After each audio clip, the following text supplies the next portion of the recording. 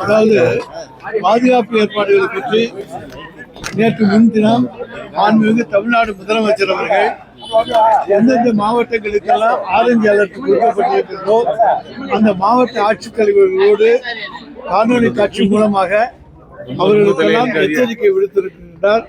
அவர்களெல்லாம் அதை இன்றைக்கு மிக சீரியஸாக எடுத்துக்கொண்டு நம்முடைய புயல் இங்கே வந்தாலும் கூட அதை தடுப்பதற்காக அதில் இருக்கக்கூடிய மக்களை பாதுகாப்பதற்காக, புயலை தடுக்க முடியாது, புயல் வந்தால் அதிலிருந்து மக்களை பாதுகாப்பதற்காக எல்லா முன்னெச்சரிக்கை நடவடிக்கைகளையும் மாண்புமிகு தமிழ்நாடு முதலமைச்சருடைய அரசு எடுத்து வருகிறது.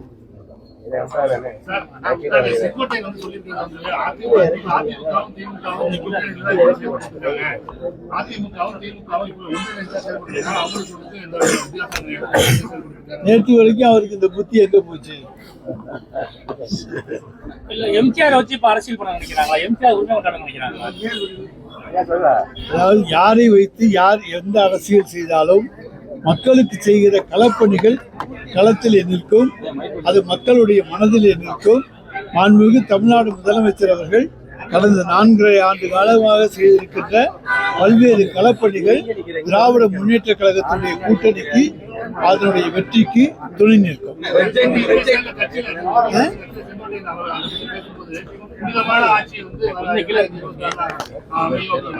இப்பொழுதும் புனிதமான ஆட்சி தான் நடக்கிறது. எதிர்காலத்திலும் தலைவர் தளபதி தலைமையிலே புனிதமான ஆட்சி தான் நடக்கும். ரெட் ஜெயண்டுக்கு வந்து அமலாக்கத்துறை வந்தோன்னா கட்சிப்பை கூட எடுக்காம வந்து டெல்லிக்கு வந்து தமிழ்நாடு முதலமைச்சர் சென்றாருன்னு எடப்பாடி பழனிசாமி வந்து விமர்சனம் பண்ணியிருக்காரு. ரெட் ஜெயண்டுக்கு அமலாக்கத்துறை வரணும்னு சொன்னாங்க, உடனடியா வந்து அவசர அவசரமா கட்சிப்பை கூட எடுக்காம வந்து கட்சிப்பெல்லாம் நாங்க போத்திட்டு போற பழக்கம் எங்களுக்கு கிடையாது. அதுக்கு வந்து தகுதியுள்ள ஒரே அரசியல் தலைவர், இந்தியாவிலேயே முகத்தை மறைத்துக் கொண்டு கட்சிப்பால் செல்லக்கூடிய ஒரே தலைவர் எடப்பாடி பழனிசாமி தான் என்பதை நிரூபித்திருக்கிறார். கார் மாறி கார் செல்பவர், ஏசி காரிலே வியர்வை வந்து கட்சிப்பை துடைத்தேன் என்று சொல்பவர் எல்லாம் எடப்பாடி பழனிசாமி தான். எங்கள் தலைவரை போல ஒரு தைரியசாலி, தைரியமிக்க, வீரமிக்க ஒரு முதலமைச்சர் இந்தியாவில் கிடையாது. திராவிட கட்சிகள் நோக்கி தான் வந்து இது வரைக்கும் வந்து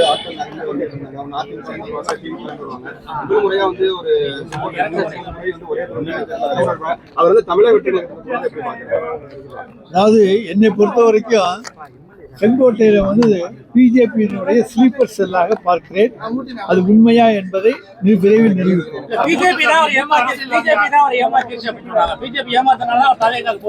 பிஜேபி ஏமாத்தினா அவர் வந்து போயிருக்க மாட்டாரு. அவர் பிஜேபியினுடைய ஸ்லீப்பர் செல். அமித்ஷா அழைத்தால் ஓடுவார். ரிமோட் கண்ட்ரோலில் இன்றைக்கும் இயங்கிக் கொண்டிருப்பவர். தவாகாவை வேணால் பிஜேபிக்கு இழுத்து கொண்டு வர முடியுமே தவிர அவர் அதற்கான அசைன்மெண்ட்களை தான் அனுப்பப்பட்டிருப்பார் என்பது எங்களுடைய கருத்து. அதாவது யாருமே வெளியே வர்ற போது நீங்க வாங்க அப்படின்னு கூப்பிடுறது இயற்கை. அவர் ராஜினாமா செய்கின்ற முடிவுக்கு வந்த பிறகு பாருங்கள் என்று சேகர் பாபு நட்பு ரீதியிலே அவரை அழைத்திருக்கிறார்.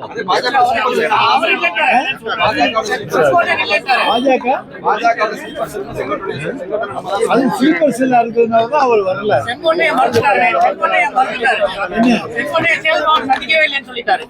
சந்திக்கவே இல்லைன்னா விட்டுருங்க.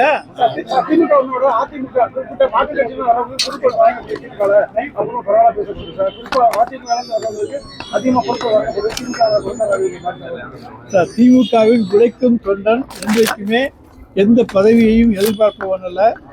தன்னுடைய தலைவர் தளபதி அவர்கள், அதே போல முன்னாள் தலைவர் கலைஞர் அவர்கள், அதே போல தொடர்ந்து உதயநிதி ஸ்டாலின் அவர்கள் இவர்களை பதவியிலே அமர்த்தி அழகு பார்க்க வேண்டும் என்று எண்ணுகின்றவன் தான் உண்மையான திராவிட முன்னேற்ற கழக தொண்டன். அவன் தான் எந்த பதவியையும் எதிர்பார்ப்பவன்.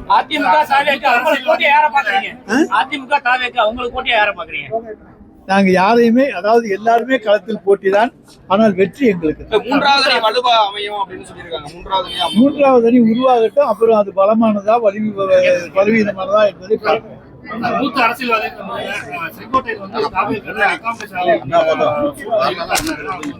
சார், எடப்பாடி பழனிசாமி அவரை வெறுத்து விரட்டிவிட்டார். அவருக்கும் நல்ல புரிதல் கிடையாது. அதே நேரத்தில் பாரதிய ஜனதா கட்சியோடு செங்கோட்டையனுக்கு நல்ல புரிதல் உண்டு. அவரது எந்த பொறுப்பும் இல்லாமல் அமித்ஷாவை போய் டெல்லியிலே சந்தித்து வந்து அதற்கு பிறகு அவர் ஒரு முடிவெடுக்கிறார்.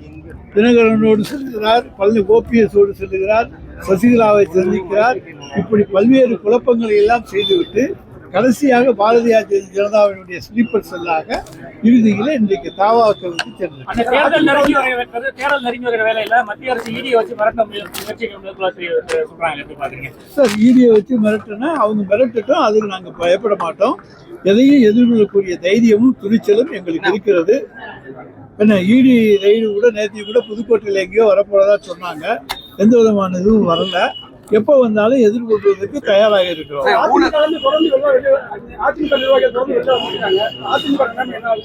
சார், அதை நாங்கள் இன்னைக்கு ஒரு பொருட்டாவே எடுத்துக்கலன்னு சொல்றோமே. அது அதிமுக பலவீனப்படுத்தி விட்டது. எடப்பாடி தலைமையிலே தொடர் தோல்விகளை சந்தித்துக் கொண்டிருக்கிற இயக்கம் தான் அதிமுக. ஊழல் இல்லாத ஆட்சி அமைப்புன்னு சொல்லி தான் தமிழக வெற்றி சொல்லியிருக்காங்க. அதே நேரத்தில் ஜெயலலிதாவுடைய படத்தோட தான் செங்கோட்டையன் அந்த கட்சியில போய் இருந்தாரு. அதை எப்படி பாக்குறீங்க சார்? சினிமாவில் நடிக்கிறவங்கள்ட்ட ஊழல் இல்லைன்னு சொல்லி எதுவுமே சொல்ல முடியாது. கருப்பு பணம் தான் சினிமாவில் முதல் பணம்.